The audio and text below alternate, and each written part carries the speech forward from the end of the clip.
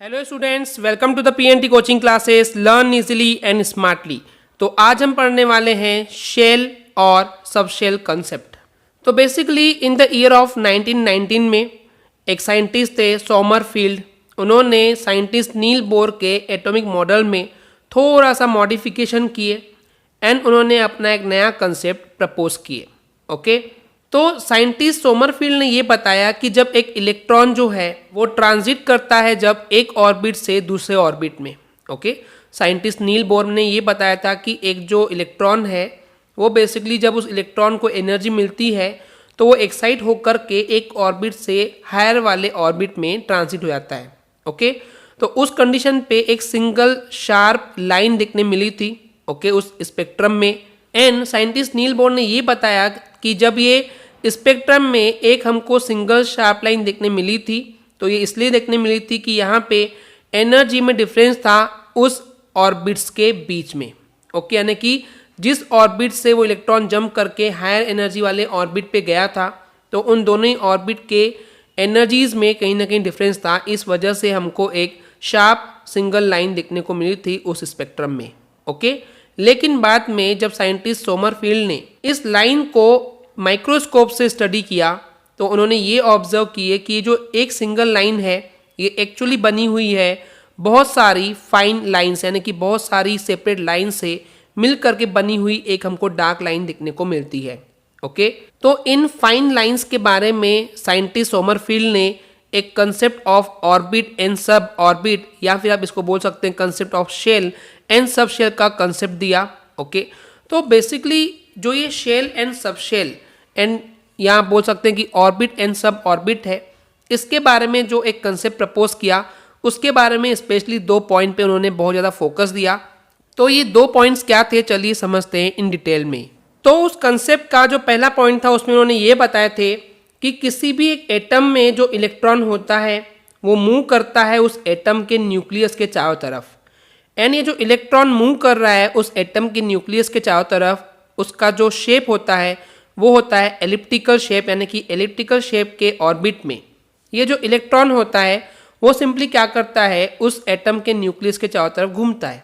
जैसे कि स्टूडेंट्स आप इस डायग्राम में देख पा रहे हैं कि मान लीजिए ये इस एटम का जो है ये न्यूक्लियस है। ओके, तो इस न्यूक्लियस के चारों तरफ जो इलेक्ट्रॉन है, मान लेते हैं यहाँ पे एक इलेक्ट्रॉन है, ये इलेक्ट्रॉन जब रिवॉल्व करता है तो ये एक एलिप्टिकल शेप के ऑर्बिट में इस तरीके से चक्कर लगाता है। तो ये जो है ये ऑर्बिट है जहाँ पे इलेक्ट्रॉन जो है वो लगातार इस न्यूक्लियस के चारों तरफ रिवॉल्व कर रहा है।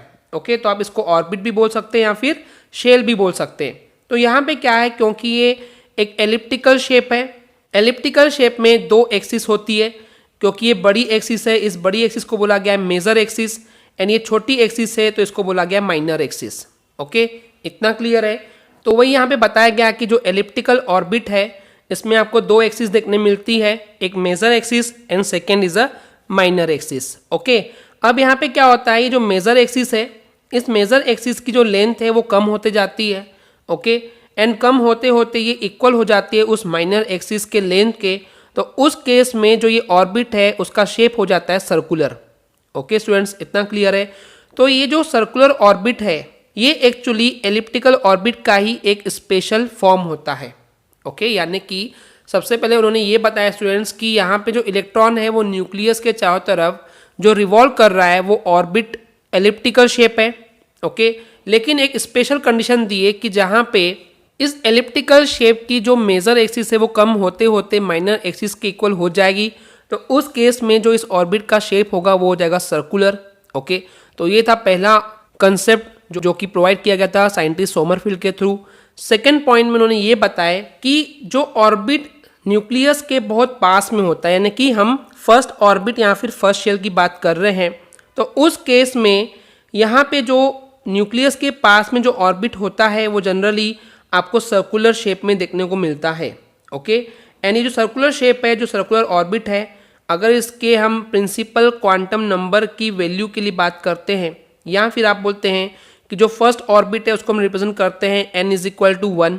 ओके, ये आप ऑलरेडी क्लास 10th में पढ़ के आए हैं कि फर्स्ट ऑर्बिट के लिए n इज इक्वल टू 1 होता है, सेकेंड ऑर्बिट के लिए जो n है वो इक्वल टू 2 होता है, थर्ड ऑर्बिट के लिए n इक्वल टू 3 होता है। तो इस स्मॉल n को एक नाम प्रोवाइड किया गया that is principal quantum number. Okay, तो अब यहाँ पे बताया गया कि इस कंडीशन पे जो इलेक्ट्रॉन मूव कर रहा है तो इस इलेक्ट्रॉन का जो एंगुलर मोमेंटम है ओके वो इंटीग्रल मल्टीपल होता है h/2 के यानी कि nh/2 के। ये तो ऑलरेडी साइंटिस्ट नील बोर ने बता दिए थे। ओके, तो इन्होंने चेंज क्या करके बताया कि यहाँ पे ये तो हो गया फर्स्ट ऑर्बिट। ओके, तो आफ्टर द फर्स्ट ऑर्बिट, इस फर्स्ट ऑर्बिट के बाद जो सेकेंड ऑर्बिट आता है उस सेकेंड ऑर्बिट के लिए उन्होंने ये बताया इस सेकेंड ऑर्बिट का आपको दोनों ही शेप देखने मिलता है, सर्कुलर एंड द एलिप्टिकल।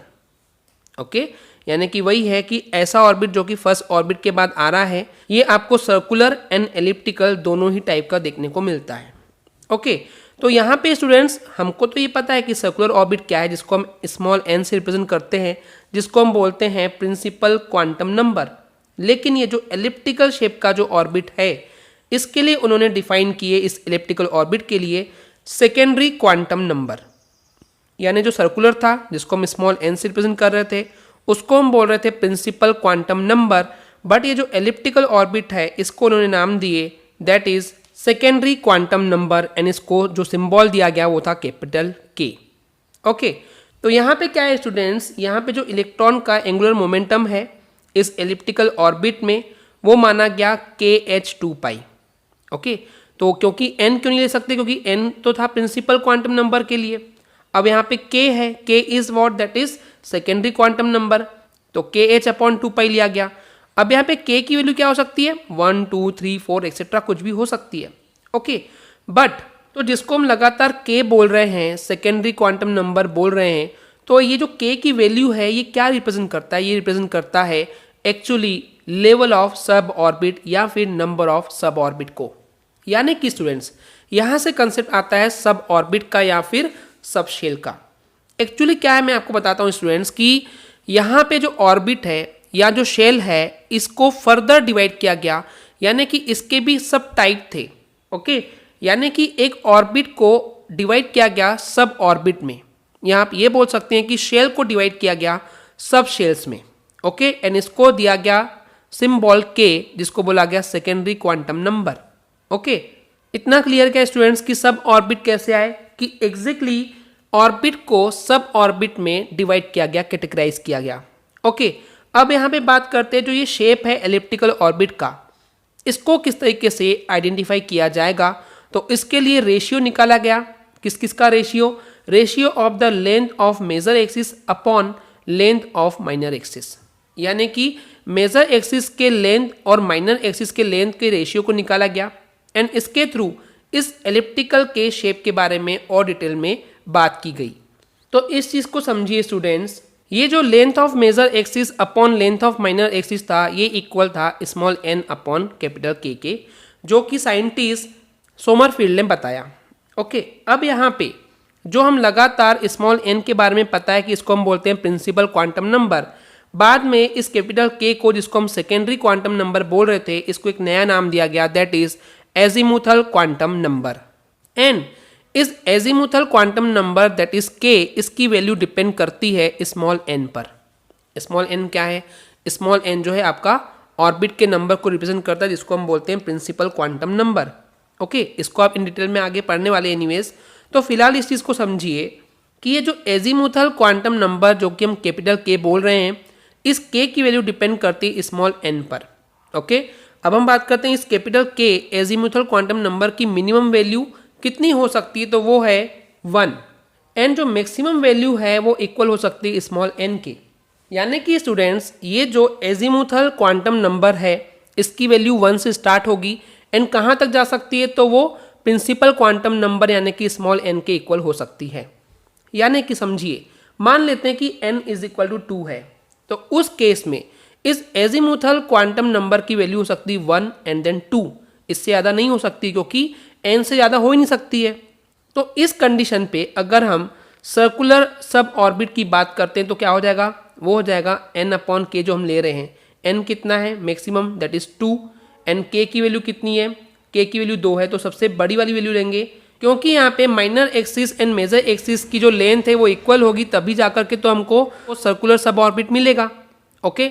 लेकिन अगर यहाँ पे n इक्वल टू 2 लेते हैं एंड k की वैल्यू 1 ली गई, तब हमको एलिप्टिकल ऑर्बिट मिलेगा, जहाँ पे जो ये 2 है वो मेजर एक्सिस की लेंथ होगी एंड 1 माइनर एक्सिस की लेंथ होगी। क्यों? क्योंकि माइनर एक्सिस की लेंथ छोटी होती है एंड मेजर एक्सिस की लेंथ बड़ी होती है। तो ये कहानी हो गई। जब हम n इक्वल टू 2 लिए तो n तो हर केस में 2 होगा, लेकिन k 2 भी हो सकता है एंड 1 भी हो सकता है। जब k हमने 2 लिए तो हमको सर्कुलर सब ऑर्बिट मिलेगा, लेकिन 1 लिए तो एलिप्टिकल सब ऑर्बिट मिलने वाला है। इतना क्लियर हो गया। एक और एग्जांपल लेते हैं कि मान लेते हैं हम n इक्वल टू 3 लिए, तो यहाँ पे k की वैल्यू क्या हो सकती है? 1 हो सकती है, 2 हो सकती है, 3 हो सकती है। तो n अपॉन k है तो 3 अपॉन 3 होगा, या फिर n अपॉन k 3 अपॉन 2 होगा, या फिर n अपॉन k यानी कि 3 अपॉन 1 होगा। इस चीज़ को समझिए। ये जो होगा जहाँ पे 3 अपॉन 3 मिल रहा है ये सर्कुलर सब ऑर्बिट होगा। 3 अपॉन 2 एंड 3 अपॉन 1 जो है ये एलिप्टिकल शेप में आपको सब ऑर्बिट मिलते हैं। ओके, इतना क्लियर हो गया। चलिए एक और एग्जाम्पल देखते हैं जहाँ पे हम n इज इक्वल टू 4 लेते हैं तो क्या होगा। तो बेसिकली स्टूडेंट्स जब हम n इज इक्वल टू 4 लेंगे तो एजीमुथल क्वांटम नंबर यानी कि k की वैल्यू हो सकती है 1 2 3 4। ओके, तो अगेन यहाँ पे क्या हो सकता है, जो ये रेशियो है n अपॉन k का वो 4 अपॉन 4 या 4 अपॉन 3 4 अपॉन 2 4 अपॉन 1 हो सकता है, राइट। तो 4 अपॉन 4 में हमको एक सब ऑर्बिट जो है वो सर्कुलर शेप मिलेगा, बाकी 3 जो है वो हमको एलिप्टिकल शेप के ऑर्बिट मिलने वाले हैं। तो वही ये circular, elliptical, narrow elliptical and the narrowest elliptical मिलने वाला है। ओके स्टूडेंट्स, तो यही है main actually concept of the shell and the sub shell. तो यहाँ पे इन समरी में आपको ये बोल सकता हूँ कि जब n इक्वल टू 1 यानी कि फर्स्ट शेल की बात कर रहे हैं तो यहाँ पे सिर्फ और सिर्फ एक ही सब शेल मिलता है जिसको हम s बोलते हैं।